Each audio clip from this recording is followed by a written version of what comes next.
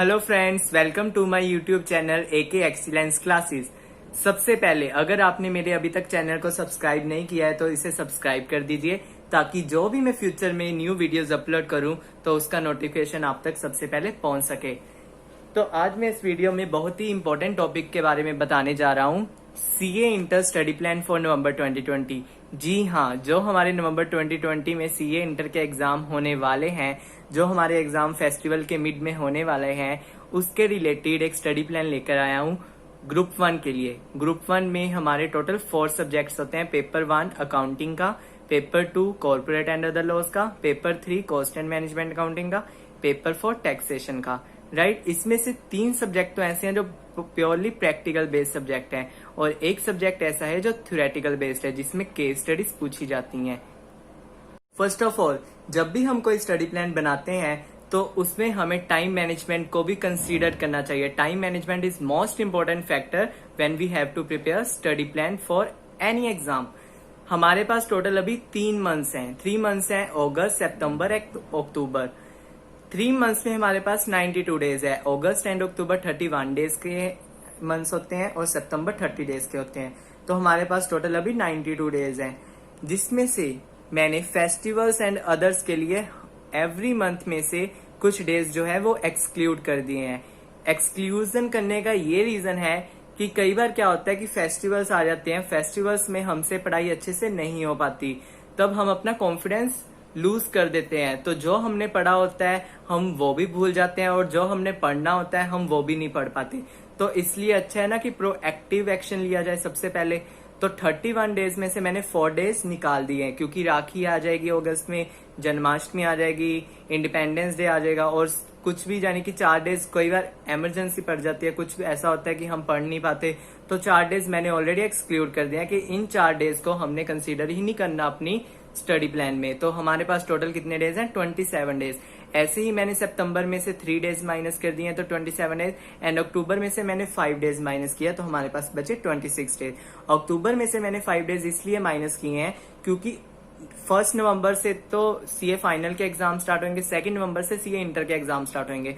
तो जब हमारा फर्स्ट एग्जाम है तो उससे 3 डेज, मिनिमम 3 डेज पहले तो हमें ये सारे प्लान कंप्लीट करना पड़ेगा। और क्योंकि उन 3 डेज में हमने फर्स्ट एग्जाम की, जो हमारे एग्जाम इंस्टीट्यूट लेगा, उसके लिए भी प्रेपरेशन करने के लिए टाइम चाहिए होगा।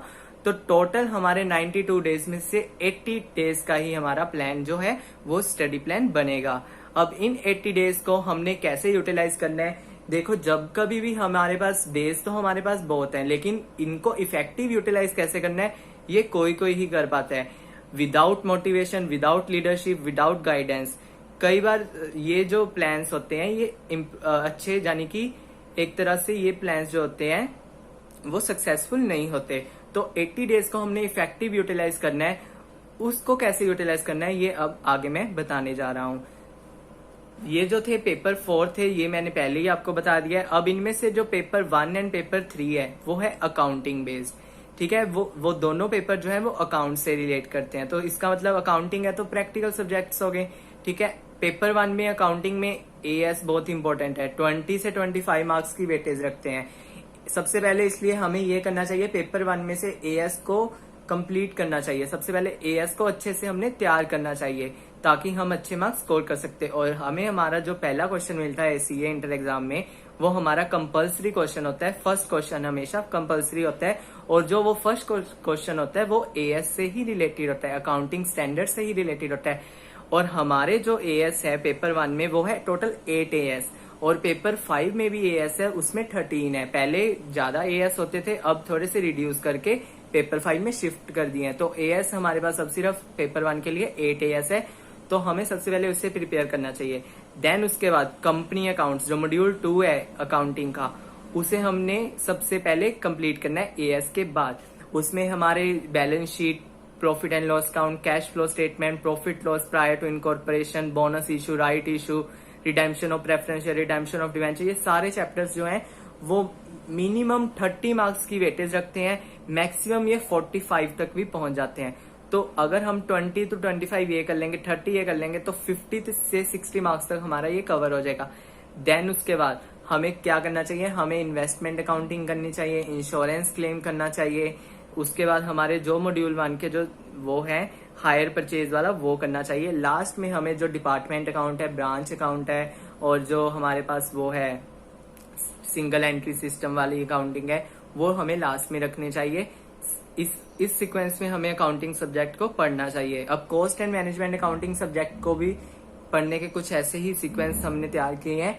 जैसे जब भी हम cost and management accounting subject को पढ़ेंगे, सबसे पहले तो हमें इसके जो 3 कॉस्ट हैं, material cost, labour cost and direct cost जो भी है वो हमें सबसे पहले कवर करनी होगी। देन उसके बाद हमें टेक्निक्स जो कॉस्टिंग की हैं, standard costing, marginal costing, budgetary control, budgeting, ये 3 चैप्टर करने होंगे। सबसे पहले हमने ये कर लिया और लास्ट में ये देन उसके बाद हमने वो किया।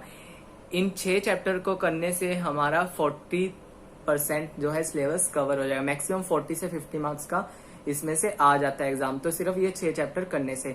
उसके बाद हमें फर्स्ट चैप्टर करना चाहिए इंट्रोडक्शन वाला, वो थ्योरी बेस्ड है लेकिन है बहुत इंपॉर्टेंट है। Cost accounting system, integral system, non integral system, cost sheet, फिर हमें ये करने चाहिए जिससे हम सीधा 10 to 20 मार्क्स आगे चले जाएंगे। तो हमारे ये 60 मार्क्स तक कवर हो गया। देन जो लास्ट में हमारी बची unit cost, job costing, batch costing, process costing, contract costing, service costing, ये हमें बाद में करने चाहिए। जो हमारे चैप्टर्स बचे हैं वो हम इसमें बाद में करेंगे। हमें इस सीक्वेंस में बढ़ना चाहिए क्योंकि हमने सबसे पहले अपने मार्क्स सिक्योर करने हैं। सिक्योर कहाँ से होंगे? जब हम सिलेबस को अच्छे से यूटिलाइज करके कंप्लीट कर सकेंगे। तो हमारे सिलेबस में कुछ टॉपिक ऐसे हैं जो मोस्ट इंपॉर्टेंट है, तो सबसे पहले हमें उन मोस्ट इंपॉर्टेंट टॉपिक को कवर करना चाहिए। पेपर 2 के लिए मैंने ऑलरेडी एक वीडियो अपलोड किया, तो आप वहां जाकर देख सकते हो।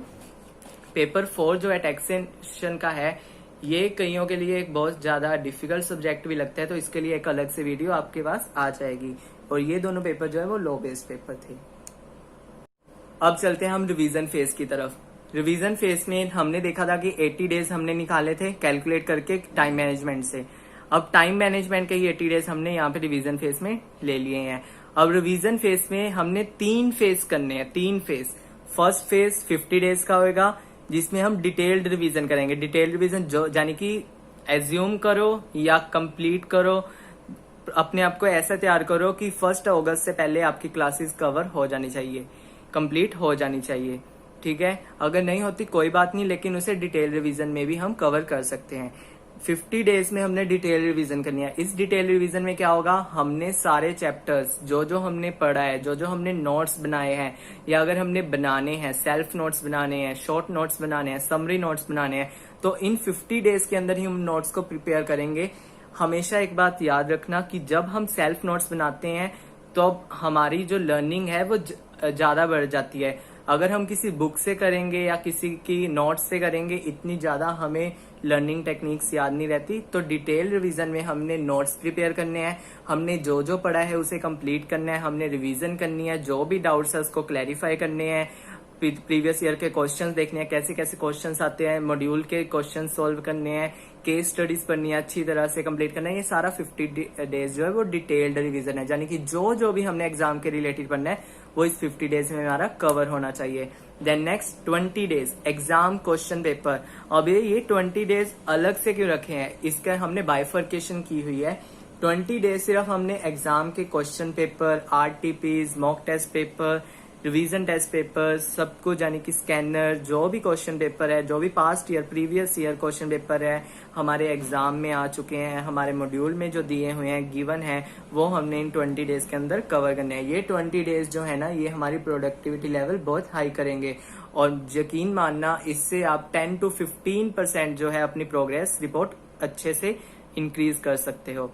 देन लास्ट में जो 10 डेज है वो फास्ट मैराथन है। मैराथन जैसे हम यूट्यूब पे मैराथन देखते हैं अच्छे फैकल्टीज की, ठीक है, वो वाली मैराथन तो हमने पहले ही देख लेनी है डिटेल रिवीजन में। अब ये मैराथन जो है ये हमारी जो सेल्फ प्रिपेयर नोट्स हैं उसकी होएगी, जो हमने पढ़ा है उसकी होएगी, और जो हमारे डाउट्स है, जो हमने एग्जाम में करके जाना है, वो सारा ये 10 डेज में हमने कवर करना है, क्योंकि हमारे एग्जाम भी 10 डेज में जो है वो फिनिश हो जाएंगे ग्रुप 1 के, ओनली ग्रुप 1 के। देन उसके बाद हमने शेड्यूल तैयार किया है। ये जो रिविजनरी फेज है 1, 2 एंड 3, ये जो रिविजनरी फेज थे 1st, 2nd एंड 3rd, इसके रिलेटेड हमने डिटेल में अब ये बनाया है। जैसे पेपर 1, पेपर 2, पेपर 3 और पेपर 4। पेपर 1 और 3 जो है वो अकाउंट से रिलेट करते हैं। पेपर 2 और 4 जो है इसके 2 पार्ट्स हैं और ये लॉ से रिलेट करते हैं और ये टैक्सेशन से रिलेट करता है, राइट। पेपर 1 हमने फर्स्ट 25 डेज में कवर करना है, पेपर 3 हमने नेक्स्ट 25 डेज में कवर करना है, पेपर 2 हमने डे वाइज कवर करना है और पेपर 4 हमने रेगुलर करना है। यानी कि पेपर 4 को हमने हर रोज ही करना है, 50 के 50 डेज हमने रूटीन में करना है, क्योंकि पेपर 4 एक ऐसा सब्जेक्ट है, टैक्सेशन एक ऐसा सब्जेक्ट है जिसमें हम पेपर में कंफ्यूज हो सकते हैं, और अगर हमने कंफ्यूज हो गए तो हमारा क्वेश्चन वहीं पे रॉन्ग हो गया, ठीक है। तो हमेशा टैक्सेशन को रेगुलर करो ताकि आपके माइंड में वो जो प्रोविजंस है, टैक्सेशन की जो प्रोविजंस है, स्ट्रांगली फिट हो जाए। आपका माइंड जो है वो पेपर के वक्त ऐसा काम करे कि जैसे आपको ये तो आदत सी बन गई है कि ये सब्जेक्ट तो आप रूटीन में करते थे, ठीक है। तो ये पेपर 1 जो है ये 1 अगस्त से लेके 28 अगस्त तक हमने पेपर 1 को कंप्लीट करना है। सीक्वेंस मैंने अभी आपको पहले बता ही दिया है। एएस कंप्लीट करेंगे, कंपनी अकाउंट्स, देन उसके बाद इंश्योरेंस क्लेम, देन उसके बाद डिपार्टमेंट अकाउंट वाले जो भी 3 चैप्टर्स हैं, ठीक है। +3 25 डेज। आप पूछोगे कि 25 डेज है, यहाँ पे 28 डेज क्यों लिए हमने? क्योंकि +3 इंक्लूसिव ऑफ 3 हॉलीडेज, जो हमने यहाँ पे हॉलीडेज ली हैं 4 हॉलीडेज में से 3 हॉलीडेज हम मान के चल रहे हैं कि हम 28 अगस्त तक ले लेंगे। तो हमने 28 अगस्त तक पेपर 1 करना है। देन उसके बाद पेपर 2 में आते हैं हम। पेपर 2 के जो है 2 पार्ट्स हैं, corporate law 2A, other laws 2B, ठीक है। हमारे कॉर्पोरेट लॉ में मॉड्यूल में टोटल 10 चैप्टर्स हैं। हमारे पास कितने डेज हैं? 50 डेज हैं। ये हमने ओपन सब्जेक्ट रखा है, यानी कि हम 50 डेज है, हमारे पास 10 चैप्टर्स है। हमने एक तरह से वो डिवाइड किया तो हमारे पास 5 डेज आ गए हर चैप्टर के लिए, कि हमने हर एक 5 डेज में एक चैप्टर कंप्लीट करना है। चाहे आज करो, कल करो, रोज करो, जैसे मर्जी करो। हमने ये ओपन रखा है क्योंकि समटाइम्स ना फ्रीडम भी होनी चाहिए पढ़ने में। एक तरफ से रेस्ट्रिक्शन इम्पोज कर देंगे अगर हम पढ़ाई में तो उतनी प्रोडक्टिविटी नहीं आएगी जितनी हम अचीव करना चाह रहे हैं। तो ये फ्रीडम फैक्टर के लिए 2A और 2B हमने ऐसे किया है। अब उसके बाद जो 2B के चैप्टर्स हैं वो 4 चैप्टर है, जिसमें 3 एक्ट्स हैं, negotiable instrument act, Indian contract act, general clauses है और एक इंटरप्रिटेशन वाला चैप्टर है। अब जो इंडियन कॉन्ट्रैक्ट एक्ट और नेगोशिएबल इंस्ट्रूमेंट एक्ट है, ये एग्जाम में 40 में से 25 से 30 के बीच में आ ही जाता है। 25 तक तो पक्का आएगा ही आएगा। तो हमने इसके लिए फर्स्ट टू जो हमारे चैप्टर है, Indian contract act, negotiable instrument act, उसको हमने 30 डेज दे दिए हैं। 50 में से हमने 30 डेज दिए हैं और उन 30 डेज में को हमने 2 चैप्टर से डिवाइड कर दिया। तो 15 दिन में हमने एक चैप्टर को अच्छे से क्लियर करना है। और एक बात याद रखना, ये जो 15 दिन है ये बहुत ही इंपॉर्टेंट होएगा, क्योंकि इंडियन कॉन्ट्रैक्ट एक्ट और नेगोशिएबल इंस्ट्रूमेंट एक्ट से केस स्टडीज बहुत ही इंपॉर्टेंट आती है और इतनी डिफिकल्ट नहीं होती अगर हमने इसे अच्छे से पढ़ा हो, ये एक्ट को हमने अच्छे से पढ़ा हो। अगर नेक्स्ट 2 जो हमारे बचे जनरल क्लॉसेस और इंटरप्रिटेशन, उसके लिए हमारे पास 20 डेज बचे थे तो हमने उसे 2 डेज चैप्टर से डिवाइड कर दिया। 10 डेज हमने एक चैप्टर के लिए वो ले लिए। ये था हमारे पेपर 2 को करने की स्ट्रेटेजी। पेपर 3 हमने पेपर 1 किया 28 तक, ठीक है। नेक्स्ट 25 डेज फिर यानी कि 29 अगस्त से हमारा स्टार्ट होगा पेपर 3। अब ये खत्म होगा 25 सितंबर को जाके, इंक्लूसिव ऑफ 3 हॉलीडेज, क्योंकि हमारे सितंबर में एक हॉलीडे हमने यहाँ से कैरी फॉरवर्ड कर ली और 2 हॉलीडेज हमने यहाँ से ले ली, एक अभी यहाँ पे अभी पड़ी है, ठीक है। तो ये हमने पेपर 3 इसमें कवर करना है तो करना ही है। लिबरल है ये थोड़े से डेज। जो सीक्वेंस मैंने पहले बताया है, पहले तीनों कॉस्ट करो, मटेरियल कॉस्ट, लेबर कॉस्ट, फिर उसके बाद कॉस्टिंग करो, ठीक है। देन उसके बाद पेपर 4 जो है, ठीक है, पेपर 4 जो है उसमें क्या होएगा, पेपर 4 में हम यहाँ पे 4 डालना भूल गए, मिस्टेक होगी, सॉरी इसके लिए। तो पेपर 4 जो है वो हम करेंगे फर्स्ट 20 डेज में जीएसटी करेंगे, क्योंकि सबसे पहले ये देखो हमने अपने सब्जेक्ट को बर्डन से लेकर नहीं पढ़ना। जीएसटी का थोड़ा syllabus as comparatively income tax से कम है इंटर लेवल पर, राइट। इसलिए हमें इसे फर्स्ट 20 डेज में कवर करना होगा 1 अगस्त से लेकर 23 अगस्त तक। क्यों 23 अगस्त? क्योंकि 3 डेज जो है इंक्लूसिव है हॉलीडेज के। फिर नेक्स्ट 30 डेज में हमें इनकम टैक्स रिवाइज करना पड़ेगा। इसके लिए मैं एक अलग से प्रेपरेशन स्ट्रेटेजी की वीडियो लेकर आऊंगा जो वेरी मच इंपॉर्टेंट रहेगी, और यकीन मानना कि आप उस स्ट्रेटेजी को करके बहुत ही खुश होएंगे। तो ये था हमारा पेपर 4 को पढ़ने का स्टाइल। उसके बाद जो हमारा सेकंड फेस आ रहा है वो था 20 डेज का।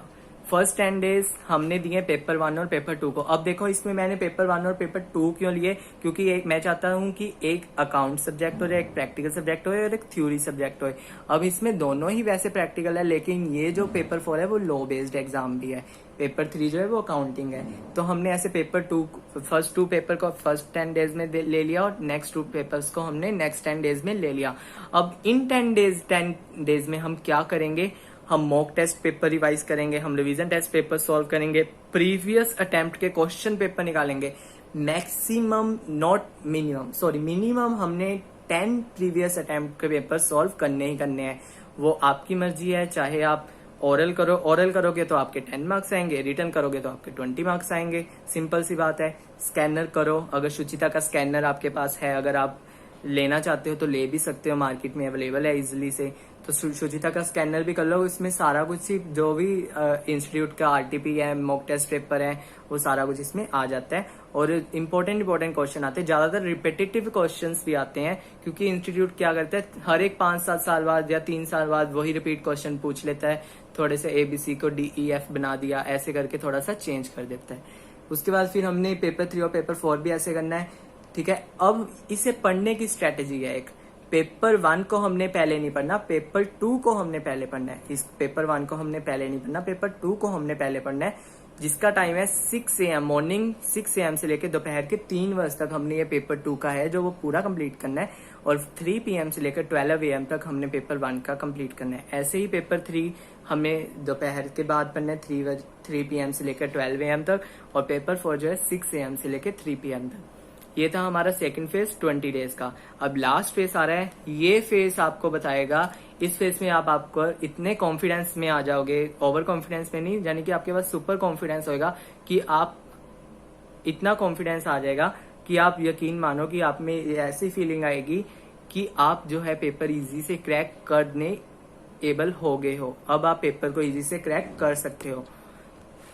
इसके जो 10 डेज है, हमें क्या करना है, पेपर 1 और 3 उठा लिया, अब हमने पहले अकाउंटिंग के उठा लिया पेपर 1 एंड 3, ठीक है, क्योंकि हमने कुछ थोड़ा चेंज भी लेके आना है। यहाँ पे हमने 20 डेज फर्स्ट 20 इससे पहले के जो 20 डेज है हमने पेपर 1 और 2 पढ़ा, अब पेपर 1 और 3 करेंगे अकाउंटिंग है। इसको पहले हम फर्स्ट डे में हम इसको गो थ्रू करेंगे। सिर्फ गो थ्रू का मतलब है कि जो भी हमने पढ़ा है, जो भी नोट्स बनाए हैं, जो भी स्कैनर में हमने क्वेश्चंस पढ़े हैं, कुछ भी सॉल्व किया है, आरटीपी मॉक टेस्ट पेपर, वो सारा हम एक टेबल पे इकट्ठा करके रख देंगे और उसको गो थ्रू करेंगे कि हमने ये पढ़ा है, इसका कैसे करना था। बस जब आपको पता लग गया कि ये मैंने पढ़ा हुआ है, ये करना मुझे आता है, वो उसे कहते हैं गो थ्रू हम हो गए। देन उसके बाद सेकंड एंड थर्ड डेज, ये दोनों डेज में हमने डाउट्स क्लैरिफाई करने हैं। डाउट्स क्लैरिफाई क्योंकि जो हमने पढ़ा होगा ना, अब हमें जब हम बार बार पढ़ते हैं ना, हमारे डाउट्स थोड़े थोड़े से क्लैरिफाई होने शुरू हो जाते हैं। तो ये जो 2 दिन है, ये लास्ट 2 डेज है डाउट्स क्लैरिफाई करने के आपके पास एग्जाम से पहले। अगर आपने इन 2 डेज में डाउट्स क्लैरिफाई नहीं किए तो आप एग्जाम में गड़बड़ जरूर करोगे। तो इन 2 डेज को हमने डाउट क्लैरिफाई रखा है, और नेक्स्ट जो 4th एंड 5th डे है वो हमने रखा है रिवीजन के लिए। तो ऐसे हमने ये 5 डेज में फर्स्ट 2 पेपर्स को कंप्लीटली रिवाइज करना है, फास्ट ट्रैक मैराथन की तरह। देन उसके बाद 6 से लेके 10 तक जो डेज है उसमें पेपर 2 और पेपर 4 है, सेम स्ट्रेटेजी है, गो थ्रू करेंगे 6th डे में, 7th 8th डे में हम डाउट्स को क्लैरिफाई करेंगे, 9th 10th डे में हम रिवीजन करेंगे। तो ये जो थर्ड फेज है, इस फेज को करने के बाद आपके एग्जाम शुरू हो जाएंगे, और जब आप एग्जाम दोगे, आपके एग्जाम फेस्टिवल्स में भी हैं, जब भी आप एग्जाम दोगे तो आप बहुत ही अपने आप को एक कॉन्फिडेंस लेवल में फील करोगे। तो ये थी हमारी थर्ड फेज स्ट्रेटेजी। तो अगर आपको इस नोट्स में या फिर इस स्टडी प्लान में किसी में भी कहीं पर भी प्रॉब्लम आ रही है, कुछ डाउट हो, किसी भी टॉपिक रिलेटेड कुछ समझ ना आ रहा हो, तो आप मुझे कमेंट बॉक्स में कमेंट कर दीजिएगा, इसका रिप्लाई आपको जरूर मिल जाएगा। और अगर आपको ये पसंद आया हो, स्ट्रेटेजी ये अच्छी लगी हो, तो प्लीज मैक्सिमम से मैक्सिमम शेयर करना और सब्सक्राइब करना मत भूलना, क्योंकि आगे बहुत ही ज्यादा और इंटरेस्टिंग टॉपिक भी आने वाले हैं, और इंटरेस्टिंग टॉपिक को देखने के लिए आपको सब्सक्राइब करना पड़ेगा, ताकि आप उसका नोटिफिकेशन जो है वो इमीडिएटली रिसीव कर सको। तो आज की थे ये हमारी video, CA inter study plan for November 2020। Thanks for watching, thank you so much.